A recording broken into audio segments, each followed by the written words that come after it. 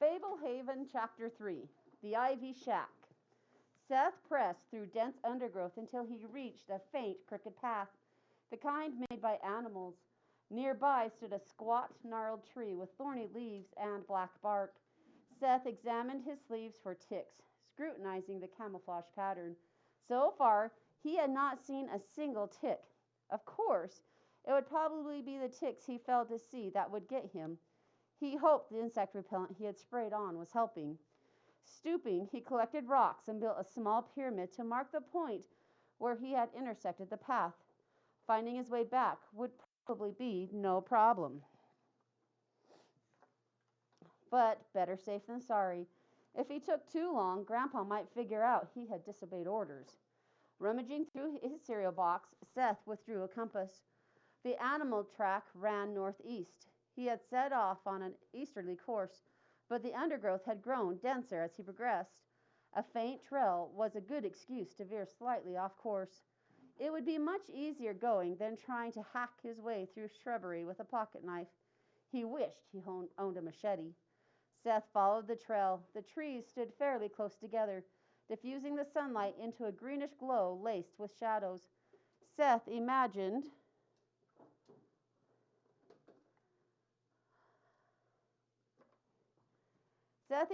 that the forest would be black as cave after nightfall. Something rustled in the bushes. He paused, removed a small pair of plastic binoculars from his cereal box. Scanning the area, he spotted nothing of interest. He proceeded along the trail until an animal emerged from the undergrowth onto a path not 20 feet ahead. It was a round, bristly creature no taller than his knees, a porcupine. The animal started down the path in his direction with complete confidence. Seth froze. The porcupine was close enough that he could discern the individual quills, slender and sharp. As the animal trundled toward him, Seth backed away. Weren't animals supposed to flee from humans? Maybe it had rabies, or maybe it just hadn't seen him. After all, he was wearing a camouflage shirt. Seth spread his arms wide, stomped a foot, and growled. The porcupine looked up, twitched its nose, and then turned from the path. Seth listened as it pushed through the foliage away from the trail. He took a deep breath. He had really been scared for a minute there. He could almost feel the quills pricking through his jeans into his leg. It would be pretty hard to conceal his excursion into the woods if he came home looking like a pincushion. Though he dreaded admitting it, he wished Kendra had come. The porcupine probably would have made her scream, and her fear would have increased his bravery. He could have made fun of her instead of feeling frightened himself. He had never seen a porcupine in the wild before. He was surprised how exposed he felt staring at the pointy quills. What if he stepped on one in the undergrowth? He looked around. He had come a long way. Of course, finding his way back would be no trick. He just needed to backtrack along the trail and then head west. But if he turned for home now, he might never make it back this way again. Seth continued along the trail. Some of the trees had moss and lichen growing on them. A few had ivy twisting around their bases. The path forked. Checking his compass, Seth saw that one path went northwest, the other due east. Staying with his theme, Seth turned east. There began to be more space between the trees, and the shrubs grew closer to the ground. Soon he could see much farther in all directions, and the forest became a little brighter. To one side of the path, the limit of his sight, he noticed something abnormal. It looked like a large square of ivy hidden among the trees. The whole point of exploring the woods was to find strange things, so he left the path and walked towards the ivy square. The dense growth came up to his shins, grasping at his ankles with every step. As he tromped toward the square, he realized it was a structure completely overgrown with ivy. It appeared to be a big shed. He stopped and looked more closely. The ivy was thick enough that he could not tell what the shed was made of. He could only see leafy vines. He walked around the structure. On the far side, a door stood open. Seth almost cried out when he peered inside. The shed was actually a shack constructed around a large tree stump. Beside the stump, dressed in crude rags, sat a wiry old woman gnawing at a knot on a bristly rope. Shriveled with age, she clutched the rope in bony hands with knobby knuckles. Her long white hair was matted and had a sickly yellowish tint. One of her filmy eyes was terribly bloodshot. She was missing teeth, and there was blood on the knot she was chewing, apparently from her gums. Her pale arms, bare almost to the shoulder, were thin and wrinkled with faint blue veins and few purple scabs. When the woman saw Seth, she dropped the rope immediately, wiping pink saliva from the corners of her meager lips. Supporting herself against the stump, she stood up. He noticed her long feet and the color of ivory peppered with insect bites. Her gray toenails looked thick with fungus. Hell, young master, what brings you to my home? Her voice was incongruously melodious and smooth. For a moment, Seth could only stare. Even as bent and crooked as she was, the woman was tall. She smelled bad. You live out here? He finally said. I do. Care to come inside? Probably not. I'm just out for a walk. The woman narrowed her eyes. Strange place for a boy to walk alone. I like exploring. My grandpa owns this land. Owns it, you say? Does he know you're here? Asked Seth. Depends who he is. Stan Sorensen? She grinned. He knows. The rope she had chewed on lay on the dirt floor. It had one other knot beside the one she had been gnawing. Why were you biting the rope? Seth asked. She eyed him suspiciously. I don't care for knots. Are you a hermit? You could say that. Come inside, and I will brew you some tea. I better not. She looked down at her hands. I must look frightful. Let me show you something. She turned and crouched behind a stump. A rat ventured a few steps out of the hole in the corner of the shack. When she came back from behind the stump, the rat hid. The old woman sat with her back to the stump. She held a little wooden puppet about 9 inches high. It looked primitive, made entirely of dark wood, with no clothes or painted features, just a basic human figure with tiny gold hooks serving as joints. The puppet had a stick in its back. The woman sat, a paddle on her lap. She began making the puppet dance by bobbing the stick and tapping the paddle. There's a musical regularity to the rhythm. What is that thing? Seth asked. A lumberjack, she replied. Where's his axe? Not a lumberjack, a limberjack, a clog doll, a jigger, dancing Dan, shuffling Sam. I call him Mendigo. He keeps me company. Come inside and I'll let you give it a try. I better not, he said again. I don't see how you can live out here like this and not be crazy. Sometimes good people grow weary of society. She sounded a little annoyed. You happened upon me by accident, out exploring. Actually, I'm selling candy bars for my soccer team. It's a good cause. She stared at him. I have my best luck in the rich neighborhoods. She kept staring. That was a joke. I'm kidding. Her voice became stern. You are an impudent young man. And you live in a tree stump. She gave him a measuring glare. Very well, my arrogant young adventurer. Why not test your courage? Every explorer deserves a chance to prove his mettle. The old woman withdrew into the shack and crouched behind the stump again. She returned to the doorway, holding a crude, narrow box made of splintering wood, wire, and long jutting nails. What's that? Place your hand inside the box to prove your valor and earn a reward. I'd rather play with the creepy puppet. Just reach inside and touch the back of the box.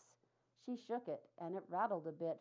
The box was long enough that he would have to reach in to his elbow in order to touch the back. Are you a witch? A man with a brave tongue should support his words with courageous actions. This seems like something a witch would do. Stand by your loose words, young man, or you may not have a pleasant journey home. Seth backed away, watching her closely. I better get going. Have fun eating your rope. She clucked her tongue. Such insolence! Her voice remained soothing and calm, but now held a menacing undertone. Why not step inside and have some tea? Next time, Seth moved around the shack, not taking his eyes from the ragged woman in the doorway. She made no move to pursue him.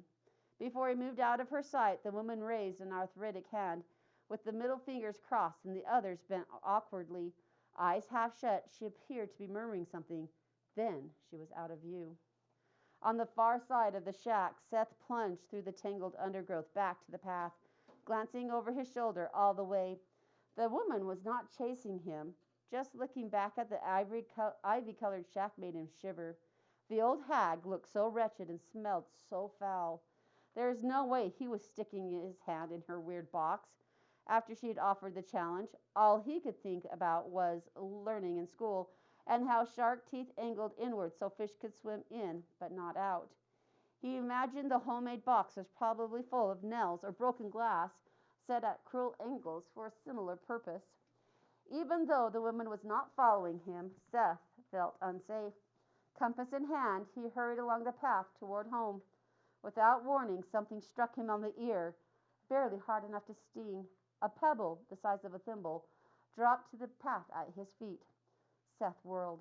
Somebody could have thrown the little stone at him, but he saw nobody. Could the old woman be stealthily following him? She probably knew the woods really well. Another object bounced off the back of his neck. It was not as hard or heavy as a stone. Turning, he saw another acorn whistling at him, and he ducked. The acorns and the pebble had come at him from opposite sides of the path. What was going on? From above came the sound of wood splitting, and a huge limb fell across the path behind him, a few leaves and twigs swishing against him as it passed. If Seth had been standing 2 or 3 yards back along the path, a branch thicker than his leg would have clubbed him on the head. One look at the heavy limb, and Seth took off down the path at full sprint. He seemed to be hear rustling sounds coming from the shrubbery on either side of the scant trail, but did not slow down to investigate. Something caught a firm hold on his ankle, sending him tumbling to the ground. Sprawled on his belly, a cut on one hand, dirt in his mouth, he heard something rustling through the foliage behind him, and a strange sound that was either laughter or running water. A dry branch snapped like a gunshot. Not looking back for fear of what he might see, Seth scrambled to his feet and dashed along the path. Whatever had tripped him had not been a root or a stone. He had felt like a strong cord stretched across the trail, a tripwire. He had noticed no such trap previously on the path, but there is no way the old woman could have done it, even if she had started running the moment he passed out of her view. Seth raced past the place where the trail forked and sprinted back the way he had come. He scanned the trail ahead for wires or traps. His breathing became labored, but he did not slow down. The air felt hotter and more humid than it had all day. Sweat began to dampen his forehead and drip down the sides of his face. Seth remained alert for the little pyramid of rocks that would mark where he should leave the path. When he reached a gnarled tree with the black bark and thorny leaves, he halted. He remembered the tree. He had noticed it when he intersected the path. Using the tree as reference, he found the spot where he had built the pyramid of rocks, but the rocks were gone. Leaves crunched behind him off to one side of the trail. Seth glanced at his compass to confirm that he was heading west and ran into the woods. He had walked this way at a leisurely pace, examining toadstools and unusual rocks as he went. Now he tore through the forest at full speed, undergrowth clawing at his legs, branches whipping against his face and chest. Finally, panting, the energy of his panic wearing thin, he glimpsed the house up ahead through the trees. The sounds of pursuit had dwindled to nothing. As he stepped out into the yard under the sun, Seth wondered how much of what he had heard had actually been something chasing him, and how much had been invented by his flustered imagination. The wall opposite the windows in the playroom had several rows of bookshelves. The door to the stairs was built into that wall, and one of the bulky freestanding wardrobes was backed up against it. Kendra held a blue book with golden letters. The title was Journal of Secrets. The book was held shut by 3 sturdy clasps, each with a keyhole. The remaining key Grandpa Sorensen had given her fit none of the keyholes, but the gold key she had found in the dollhouse armoire fit the bottom one, so one of the clasps was unlocked. She had found the book while searching the bookshelf for a trigger to a secret passage. Using a stool, Kendra had reached even the higher shelves, but so far the search had been in vain. There was no sign of a secret door. When she noticed the locked book with the intriguing title, she had quit the search in order to test her keys. With the bottom clasp unlocked, Kendra tried to pry up the corner of the book and get a peek, but the cover was solid and the binding firm. She needed to find the other keys. She heard somebody stampeding up the stairs and knew it could only be one person. Hurriedly, she shelved the book and pocketed the keys.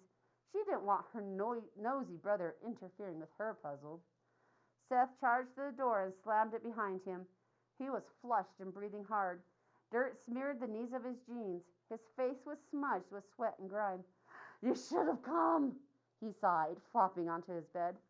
"You're getting the bedspread filthy." "It was freaky," he said. "It was so cool." "What happened?" "I found this path in the woods and met this weird old lady who lived in a shack. I think she's a witch. A real one." "Whatever." He rolled over and looked at her. "I'm serious. You should have seen her. She was a mess." "So are you." "Not like all scabby and gross. She was biting an old rope. She tried to make me stick my hand in some box." "Did you?" "No way. I took off, but she chased me or something. She threw rocks at me and knocked down this big branch. It could have killed me." "You must be pretty bored." "I'm not lying." "I'll ask Grandpa Sorensen if he has homeless people living in his woods," Kendra said. "No, he'll know I broke the rules." "Don't you think he would want to know a witch built a shack on his property?" She acted like she knew him.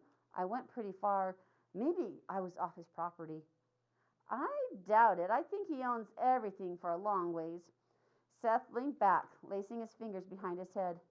"You should come visit her with me. I could find my way back." "Are you nuts? You said she tried to kill you." "We should spy on her, find out what she's up to." "If there really is a weird old lady living in the woods, you should tell Grandpa so he can call the police." Seth sat up. "Okay, never mind. I made it up feel better." Kendra narrowed her eyes. "I found something else cool," Seth said. "Have you seen the tree house?" "No." "Want me to show you?" "Is it in the yard?" "Yeah, on the edge." "Okay." Kendra followed Seth outside across the lawn. Sure enough, in the corner of the yard opposite the barn, there was a light blue playhouse up in a thick tree. It was situated on the back side of the tree, making it hard to see from most of the yard. The paint was peeling a little, but the little house had shingles on the roof and curtains in the window. Boards had been nailed into the tree to form a ladder. Seth went up first. The rungs led up to a trap door, which he pushed open. Kendra climbed up after him. Inside, the treehouse felt bigger than it had looked from the ground. There was a little table with 4 chairs. The pieces to a jigsaw puzzle were spread on the table. Only a couple had been fit together. "See? Not bad," Seth said. "I started that puzzle." "It's beautiful. You must be gifted." "I didn't work on it long." "Did you even find the corners?" "No." "That's the first thing you do." She sat down and started looking for the corner pieces. Seth took a seat and helped. "You never liked puzzles," Kendra said. "It's more fun doing them in a tree house." "If you say so." Seth found a corner piece and set it aside. "Think Grandpa would let me move in here?" "You're a weirdo." "I'd only need a sleeping bag," he said. "You'd freak out once it was late." "No way." "The witch might come and get you." Instead of responding, he looked more intently for the other corner pieces. Kendra could tell the comment had gotten to him. She decided not to tease him any further. The fact that he seemed scared of a lady he had met in the woods legitimized his story a lot. Seth had never scared easily. This was the kid who had jumped off the roof under the misguided assumption that a garbage bag would work like a parachute. The kid who had put the head of a live snake in his mouth on a dare. They found the corners and finished most of the perimeter of the puzzle by the time they heard Lena calling them in for dinner.